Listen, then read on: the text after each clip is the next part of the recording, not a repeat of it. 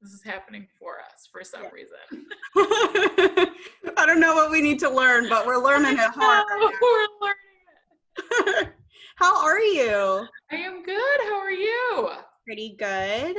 I'm just gonna turn this voice recorder app on just in case as a backup, so we're golden. All right, cool. So I already recorded your intro bio, all of that stuff that everyone needs to know beforehand, so we can just hop into it. You're the best. Look at you.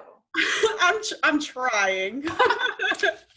But I really appreciate you taking the time to connect with me, honestly. My pleasure. My pleasure. I love it. I love when, well, it was your message.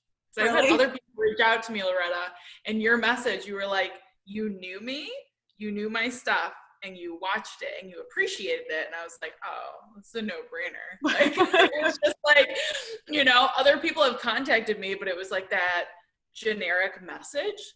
And I was like, why am I gonna, So I just want to let you know that that's what it was. It was you did your homework and you cared. Awesome. So, yeah, no, I honestly, when I was thinking about making this episode, I was thinking to myself, I can just sit down and record this, but how awesome would it be if I actually had someone here who really had so much to say on the subject. And I had already seen your master classes and everything on Facebook that, are you part of that? Is it Pussy Magic? Is that where I found you? Are you part of that? Yes. Okay. Yes. I love that group. I posted in there a few times. Yeah. Right. Yeah. And I saw that. And then I just instantly was like, okay, this is awesome. And so when I thought about it, I was like, I got to get Jen. I got to message her and see if she'll come on this thing. Love it. I love it. The universe is so good to us. I swear. Oh, I love that. So as far as your your Facebook group and everything, I know that you have Irresistible You, and there's so many women on there who are just so eager and ready to connect with other women. And there's something so special about so many women coming together to try to own that power. What inspired you to start that group?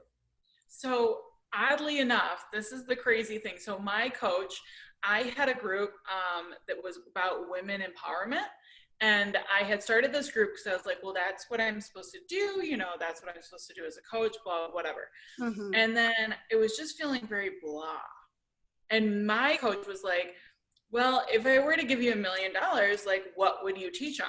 And I just it came out of me like crazy. I was like, sex, love, and relationships. And she was like, okay, well then why? And then even crazier, a coach that works for my coach, so she's my mentor or whatever, she did an astrological reading for my business. Oh, what? And this is crazy. So this is after I started Irresistible You. Mm-hmm. And I mean, my guides have spoken to me and told me this is what you're sent here to do. But for some reason, I tried to get logical on things. Instead of, so I let the business logic get in the way, and that's where the women's empowerment came.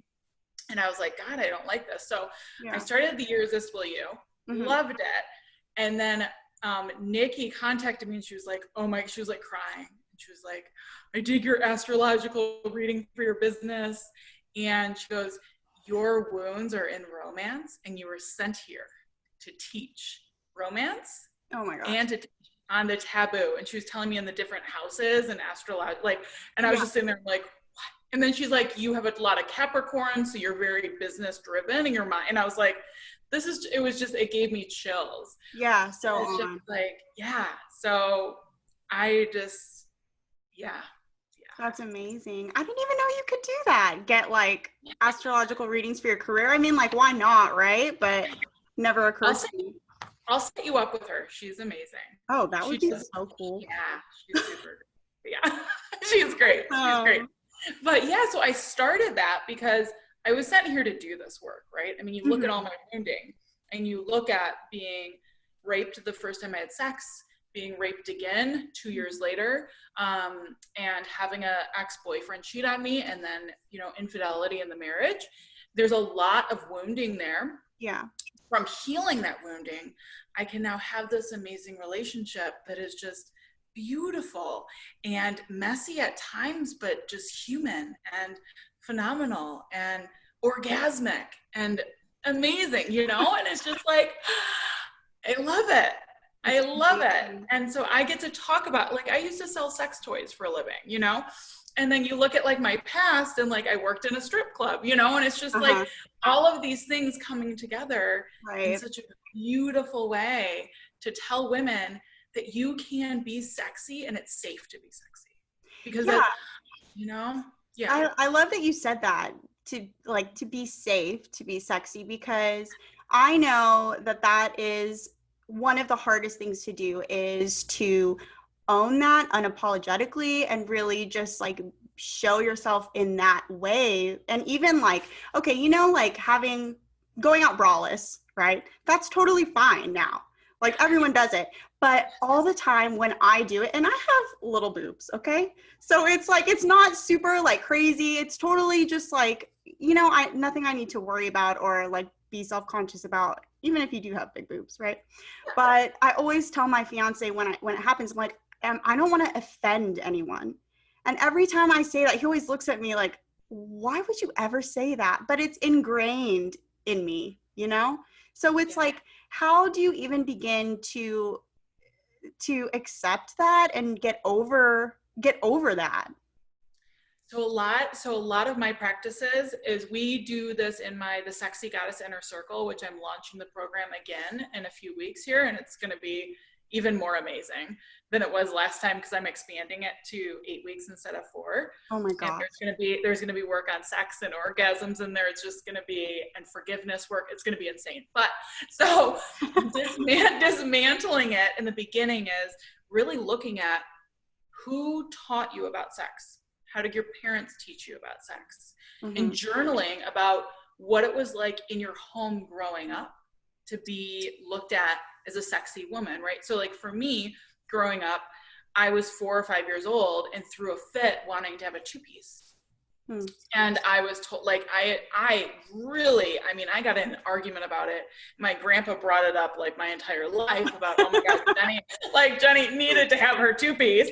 And I always thought, like, what's wrong with that? Like, and as a little kid, you think like, who cares if they want to wear a 2-piece? Like, what's the big deal? Right. So it's those little tiny nuggets that are taught to us at such a young age, that it's an innocent kid wanting a 2-piece, or like there's a kid wanting to touch themselves. Like, how did your parents like look at masturbation? How did your parents view sex before marriage? How did your parents view owning your body in a sexual, beautiful way? Did they tell you to cover up? Did they tell you, like, don't, like, for instance, I had a priest who told me I was leading men to sin because of how I was dressed. Like, it was my fault, you know? Shame on you for leading these men with their free will. Like, no responsibility, right? Right. Oh my gosh. Yeah. So it's looking at that to dismantle it, taking that information and going, oh, and all the light bulbs going off. And then going into it where I use the rapid manifestation method with my clients, and it's the tapping. So I'm an EFT practitioner, but the rapid manifestation method is like, it's like the cherry on top and like the most beautiful way of like tapping. And it's really tapping out the anger towards those people that were supposed to teach you how to be a sexy woman and be safe. And they just gunked it all up. And getting that anger out and dismantling those fears so that you can truly, that's like really the first step. There's lots of steps, but that's like the first step to truly owning your sexual power and knowing that you're safe when you're sexy, right? Right. And what exactly, because I've heard of EFT before, but I've never seen it. I've never spoken to anyone who practices it. Like, what is that? So the rapid manifestation method using EFT, it's really cool because we have all these meridian points on our body, right? And it's very interesting. It was actually derived from acupuncture. So if you imagine like taking your jewelry to a jewelry cleaner and they put it in that machine and they pulsate it, and they pulsate it so fast that dirt particles like falls off. So when they do that, that's what you're doing when you're tapping. Okay. So regular tapping takes you through the tapping process, and it suppresses. So before you start tapping, you're supposed to like rate your anger or anxiety from a scale of 1 to 10. And then when you're done tapping, it's usually simmered down. But regular EFT tapping suppresses it. So it's kind of like toxic positivity, like fake it till you make it, pick your next best thought, right? Right. So this way, what you're doing is with the rapid manifestation method, you're getting all that stuff out. So you are screaming, and something that we can teach your audience too, this is really good, is the healing forward method. So this is something that's super helpful to use before talking to a loved one, even to talk to somebody who you are never going to talk to again. And so what you do is you're going through the tapping points. You have like your 3 fingers, the 3 middle fingers right here, and you start right at the inside of the eyebrow, and you're just tapping, and you just start talking. And so the rapid manifestation method is you are saying things that you would be put in jail for saying to somebody. So you know that stuff inside your head that you're taught is like horrible, and like, no, push it down. You're better than this. You're more spiritual than this. Yes. The problem is that there's these loops in our brain, and they just keep going and going and going. And so the tapping allows us to release it and get it out. So you look in the mirror while you're doing it, and it's just like, you effing blah, blah, blah, I can't believe you did this. And you just keep tapping, right? So you go to these tapping points, and you're just screaming in the mirror like you're talking to this person as you're tapping on these tapping points. And I can give you a tapping point sheet that you can put a link to in here too. But you're just tapping. So it's like there's the point like right here, right in between. So it's right below your rib cage. And then you just keep going, and you're just screaming at the person, and you go through all these tapping points. The karate chop point I don't do anymore. I've never chop point. Yeah, so there's like this karate chop point. I know, right? It's so fun. So fun. I don't use it. I don't see any difference. And the rapid manifestation method with tapping has like changed my life. Because think about all those times when you get triggered, you're judgmental, you're angry. What do? Push it down, push it down, push it down. Right. This gives you a voice. This allows you to give yourself. So it's like, if my husband triggers me, I'm like, I'll be right back, and go in the bathroom and like tap that shit out like crazy, and because what you're doing is you're getting that gunk out of your body so that you can truly live in like bliss and happiness and joy. So it's just getting it out. So when you're doing the healing forward, you're tapping, you're saying everything you want to that person. And then you're acting like you're the person responding to everything you just said. Okay. And you keep tapping. And so that person's going to respond to everything horrible you said. And it's just your body somehow can take over. I mean, I've done it where to the point where I've like almost thrown up. I've done it where I've almost fainted. I've done it where like I break out in hives because all that emotion is coming out of your body. And it's just like, there's a visceral reaction. It's incredible. I can only imagine, because that's what we do. We suppress it because we think it, and we're like, whoa, that was really dark. I shouldn't say that. So where does it go? You know? Yeah, in our body. That makes complete sense. Okay, awesome. I never actually knew that that's what that was. Thank you. Yes, definitely. We could talk an entire thing just on that, I feel like. Yeah, I'm sure. Yeah. Well, like before you discovered like EFT, before you decided, because you've been a coach for 11 years, right? Yeah. Before you kind of delve into all of that, and were kind of like a lost soul, if you will, like what did that look like for you? So imagine somebody who so when I started coaching, I was like 6 months sober, and I had lost all this weight. I was doing really well. I was doing really well in school. And so my way of coaching was very self-righteous. It was very motivational and inspirational because that's just who I am. That's my personality. Sure. But it was very like, you got to do it my way. My way is the best way. I know everything, right? And that's very helpful to a person. That's not very helpful in a relationship. That's not very inviting.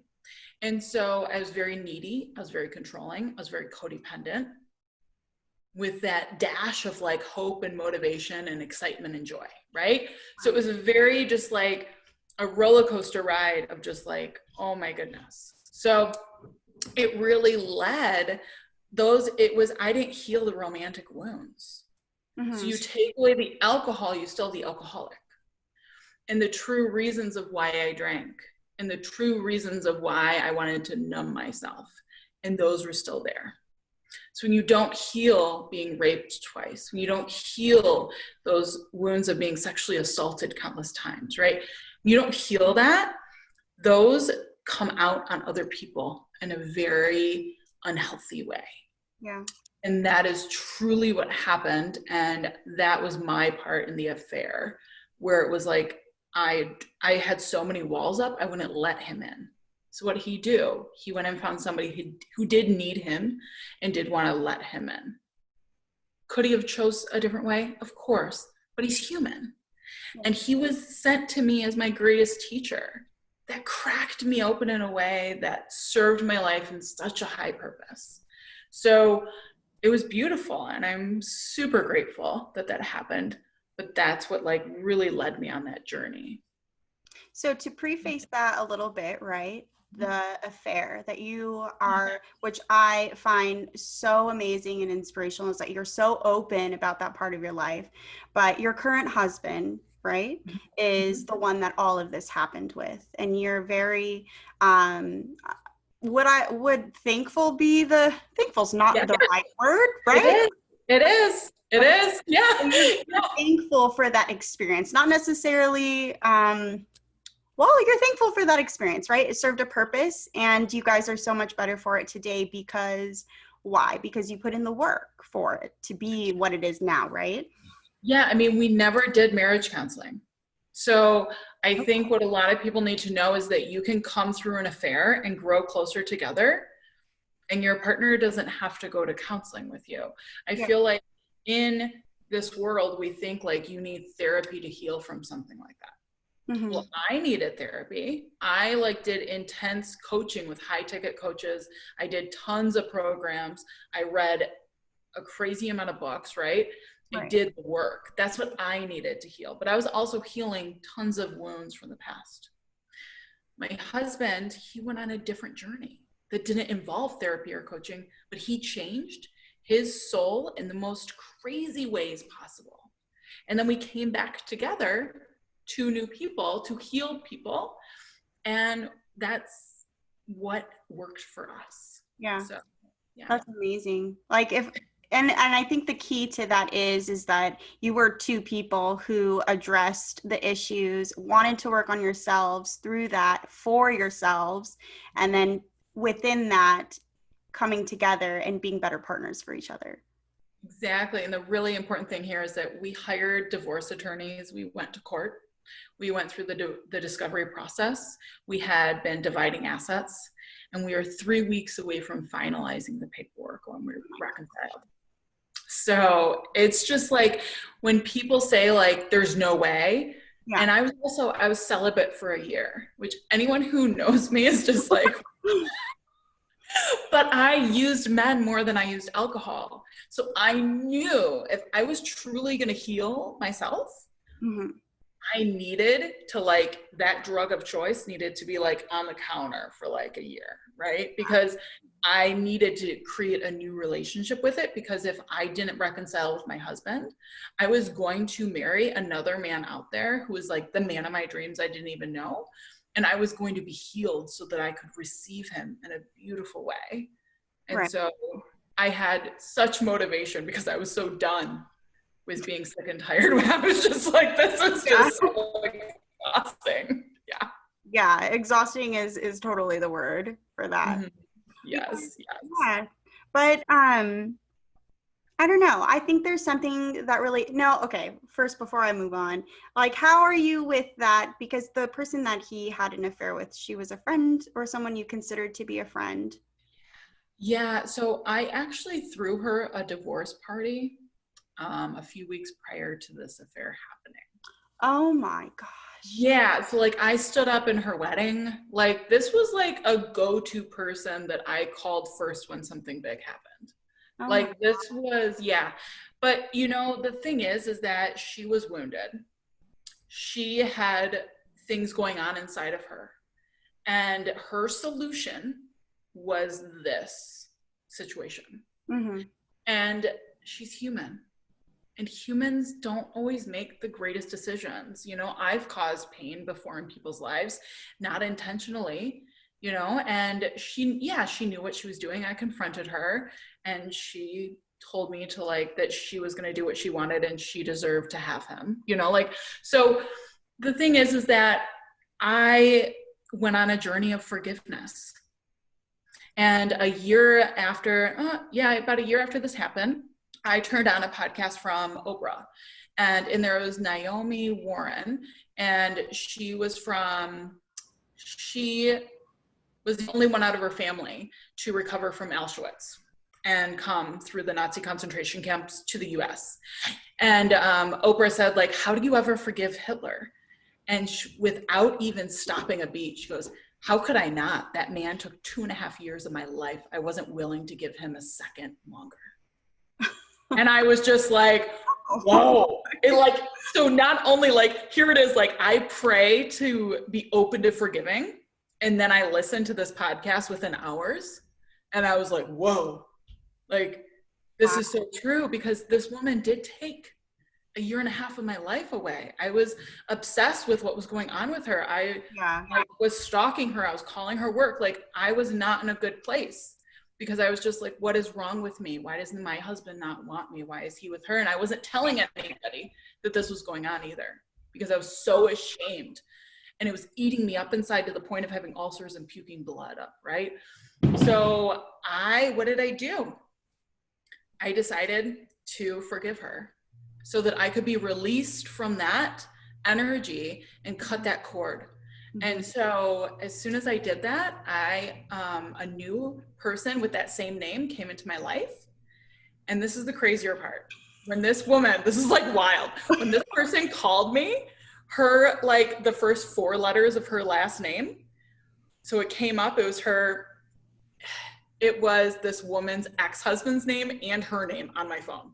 What? So wild, like so wild. So like, I'm like, okay, I'm open to forgiving, and I get this podcast, and then I get like meeting this new woman who is just a phenomenal woman. And I changed this woman's name in the book, The One Thing That Changed Everything, that comes out on Friday, July 17th. Mm-hmm. I changed her name to Linda, because I always said if I was gonna write a book, I'm not gonna like, you know, that's the right thing to do, right? But it's just like so wild to me that when you ask the universe, if your eyes are open to healing and to seeing and to really wanting it, it always gives it to you. It always does. And so it was just like, it gave me the opportunity to have compassion for people on a whole new level. And things have come up with her before, like, so I've healed, forgiven, and then all of a sudden 4 years later, something else pops up and I start having dreams about her, to the point where I wake up as soon as I'm about to punch her in the face. And so, oh yeah. I tell you this because healing is a journey, right? So I'm able to sit here and talk to you about it and laugh about it because I've truly healed from this. Yeah. And when triggers come up like that, I address them right away because there's another lesson to the experience. And it's just learning to let go and to forgive and heal and be set free. But it's an onion, peeling away the onion layers, you know? And it's just beautiful. It's beautiful. Yeah. And she gave me that. She gave me that. Without her, without that situation, I wouldn't have my 2 little kids. Yeah. There's so many things I wouldn't have in my life. Like, I can't imagine not having them in my life, and they wouldn't be here if it wasn't for her. If it wasn't for her, I probably would have drank again. I would probably be a hot mess of a human because I was already miserable, dry drunk that wasn't working on my recovery. There's so many gifts that situation gave me that I'm truly thankful for it. Truly thankful. So yeah. I love that. That's just like, that's, I think, what everyone strives to do, you know, in those situations, is to have the ability to forgive. So it really is doing yourself a favor, if anything, you know, and being able to just be free of that and live your life. I love that. Yes. So now fast forward to today with your husband and your beautiful children and all that, how do you, you talk a lot in the group about, being present for your partner. And, when you get with someone for a certain amount of time, you go through these lulls of, just being best friends or just kind of like hanging around each other. The love is there, but where's the passion?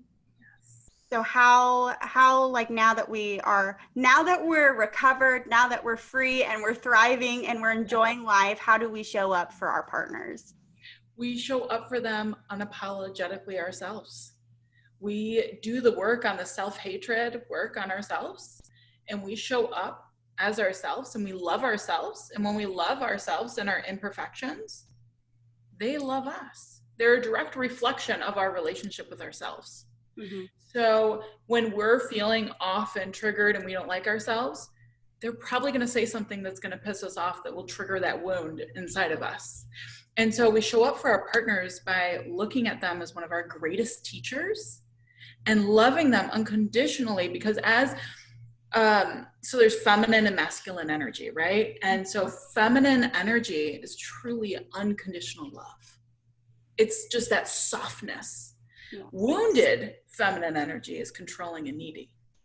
So when we slip into that controlling and neediness, it's just a red flag that we need to connect with ourselves. There's something in there that we need to like stop, think, breathe, and just be, and just release. Because the more that we sit with ourselves, the more we learn how to receive, the more we learn how to celebrate and love our lives, the happier our relationships will be. Absolutely. Yeah. And we love them. We have amazing sex. Like, you show up for them in that beautiful, sexy goddess way. Mm-hmm. When you do that, you show up for yourself, it automatically trickles into your relationship, and you just have amazing sex with them. Because when you can receive on a level of somebody opening the door for you that's a stranger, you can receive in the bedroom like an amazing, sexy goddess. But it's receiving on all levels. Mm-hmm. Unapologetically on all levels, and just inviting the world in, because the world just wants to give. I mean, we're women, we're meant to receive and sit back and just like let it come to us, Yeah. Yeah. Yeah, I love the fact that you bring up feminine and masculine energy as well, because I can only obviously speak for myself in these situations, but I live in my masculine energy. When it comes to control, when it comes to having things my way, when it comes to structure, that's where I live. So turning that off can be difficult. And I do notice when I am more present in my feminine, when I take the time to, just wake up a little early and have that time for myself, to take my time to just be present, it completely changes the whole rest of my day. And that's hard. Connecting with your feminine is sometimes really, really hard. And I can only imagine with throwing kids into that. It really does. And that was like one of the biggest things with the affair, is I was in such my masculine that he was like masculine come together, and it was just friction, right? Uh-huh. And so it's crazy, but you nailed it right there, because you look at the women empowerment movement of like, we can do everything a man can do. Well, we took that movement, and that movement did a ton of amazing things for us. I mean, you look at the first time the FDA did a test on a female, I think it was like 1983. Like, I mean, medical testing wasn't even done on women. Like, wow. Women weren't even allowed to have a mortgage till the 70s or a credit card in her name. Like, wild things, right? But we took that very purposeful, amazing movement and shifted it into, well, I can be a man. Right. We took the "wa" out of man, mm-hmm. and we were like, I can do everything you can do. And then we created this, you look at when was it? I forget what is it? It's like digestive issues, and I'm trying to think of something else. Anyways, they spiked in females right around the same movement. So it's like, it's very interesting because when the masculine energy comes out in females in a toxic way, we actually can cause damage to our bodies, because women are supposed to be in the flow. We're supposed to be in the being. We're supposed to be in the receiving. And when we're not, and we're in a toxic place, feminine energy wise, we invite our bodies kind of like, what's going on here? What are you doing? Right. And then these things show up, right? So it's like these immune disorders. That's what I meant. So yeah. Wow. That makes a lot of sense though. And I know that in all of your work, and I don't know if maybe this is part of either your coaching or something that's going to be in your new book. I forget where I read it, but you do have these 3 principles of tapping into that and becoming part of that womanly feminine power. I'm not going to make you give us the 3 because I know you got to pay for that. But if you had to give one blanketed piece of advice for stepping into that, what would that look like?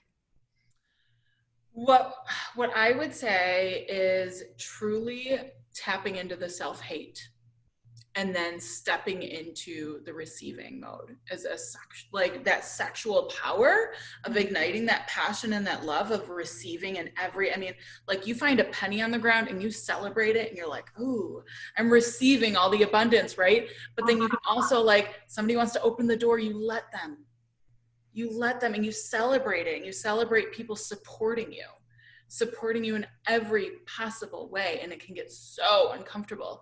But when I say tapping into the self-hate, it's really, so it's doing that rapid manifestation method and tapping into the self-hate, saying those things that are like going around in cycles in your brain about yourself that you hate. Like, oh my gosh, you watch Netflix all day. Like, how dare you, right? And you just tap on it and you learn to love yourself. And you learn to love yourself on a deeper level because you're getting that gunk out. And when we get the gunk out of our body, we can then welcome in the support. We can welcome in the receiving. We can welcome in all the love around us because we're open to receive. If we're blocked by walls and gunk and just darkness, I mean, you can't. And every chapter of our life opens up new opportunities, right? Like my firstborn, he was born and physically it was harder, mentally it was fine. My secondborn, I suffered from postpartum depression, and it created a lot of tension in my marriage, and it was challenging. And so this was after doing this work for years, but it was then really opening up to, I can be a sexy goddess and I can heal from this. I can heal from this. And I just stepped into it and I did, right? And then it was really opening up. So all these opportunities coming, looking at them as opportunities, right? I like to say, when something happens in your life, you go, okay, if I'm a sexy goddess and life is happening for me, how would I respond to this situation? Okay. All right. And then you like stop and you think about it and you're like, oh, well, I would like celebrate it. I would laugh, or I would get angry by myself in a room, get my anger out, and then communicate with love to my partner without emotion, so that they can really hear me. Instead of hearing my emotion, they hear my needs. They hear my wants. They hear me from my soul instead of from my darkness, right? Right. So that's truly, it's just inviting in every situation and being like, everything's going to be okay. I love that. Yeah, nobody hears you when you come at them angry either. If you're talking at them, nobody even hears that. Nobody. I mean, and you're engaged, you're on the path of like creating this beautiful life with someone, right? Triggers happen. You're planning a wedding during COVID, for God's sakes. Like, yeah. That's all you need to say about that. That is right? The gist of everything that's been happening. Yeah, exactly. So it's just like, but you have to get that anger out with yourself, and then your partner can support you in the wedding planning process. Right. With love and ease, instead of being like, you didn't do this, you didn't do that. Instead of being like, we're going to do this together. We're a team and we're in this together. We're not like pointing fingers. Yeah.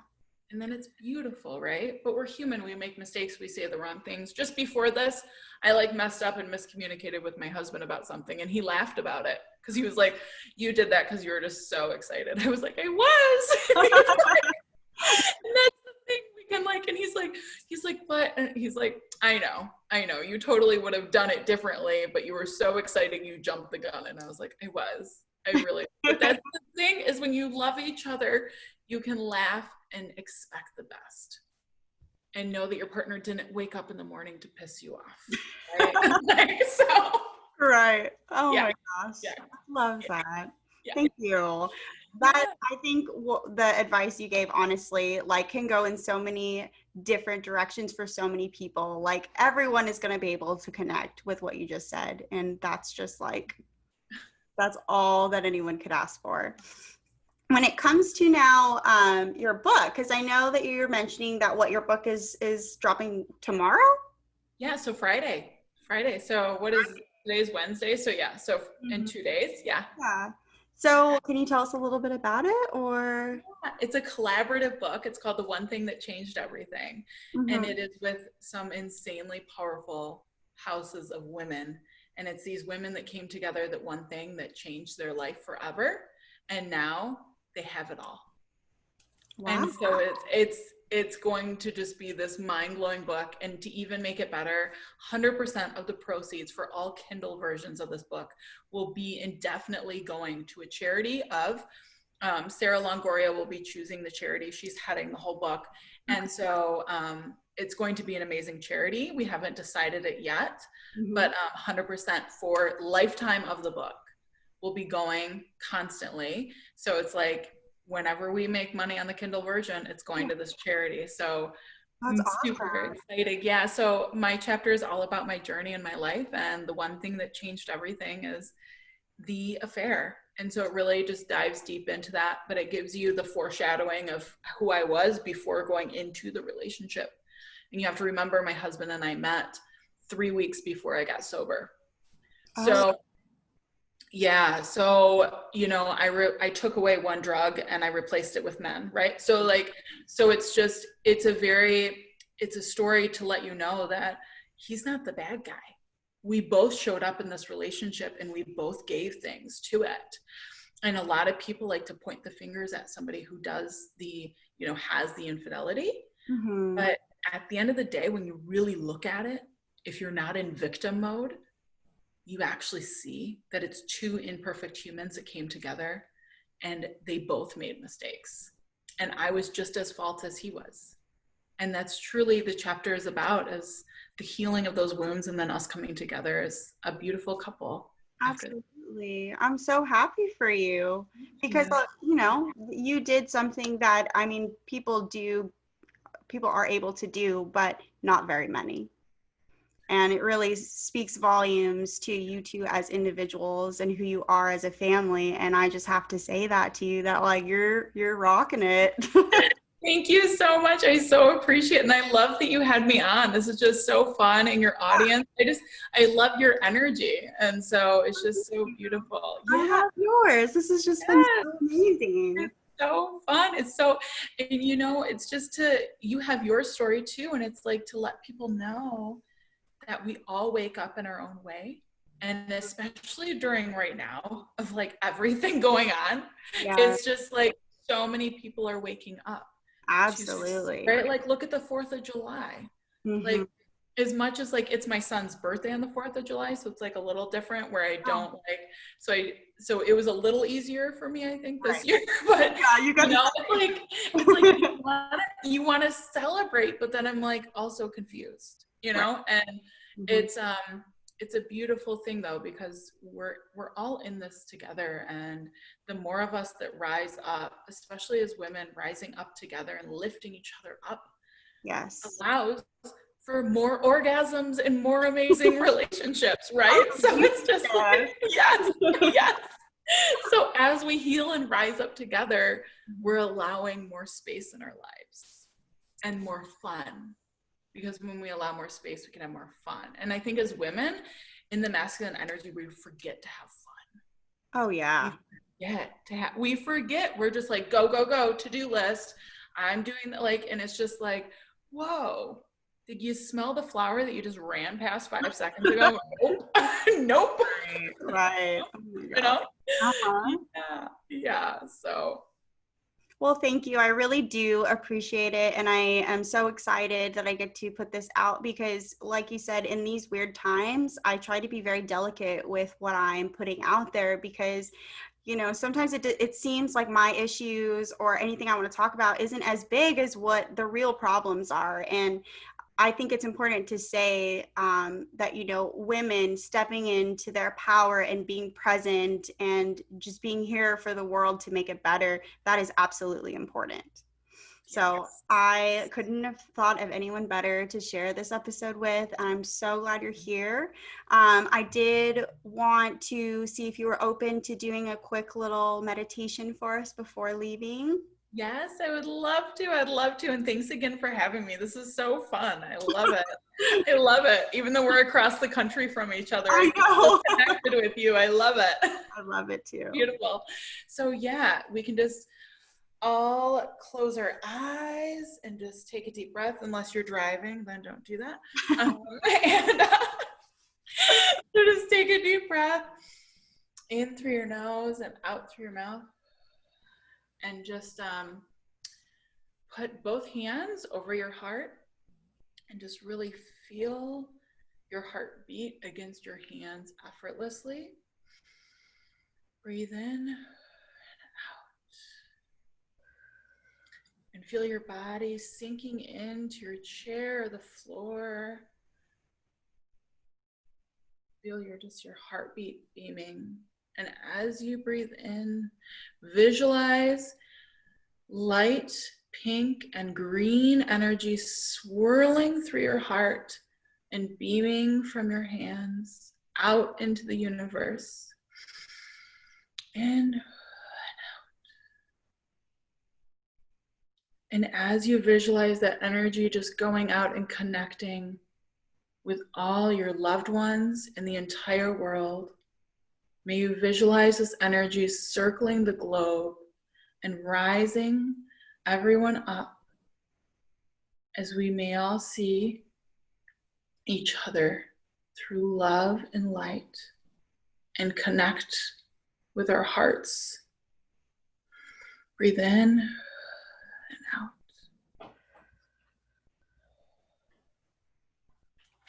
Put your hands down and just wiggle your fingers and your toes. And thank the universe for bringing us here today. And open your eyes with a new loving light. And what I'd love to say is that we can all do that. I usually do it with like music, but I didn't want to do the music because I really want people to know that you can go into the bathroom at work or into your own bathroom, put your hands on your heart and breathe and listen to your heartbeat and do that for 30 seconds and it will change your day.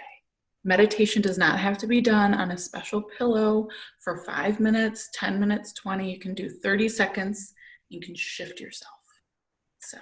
Absolutely. Thank you so much, Jen. I really appreciate it. You've been such a light here, and I couldn't ask for anything better. My pleasure. Thank you so much for having me. We'll have to connect again soon. Absolutely. Absolutely.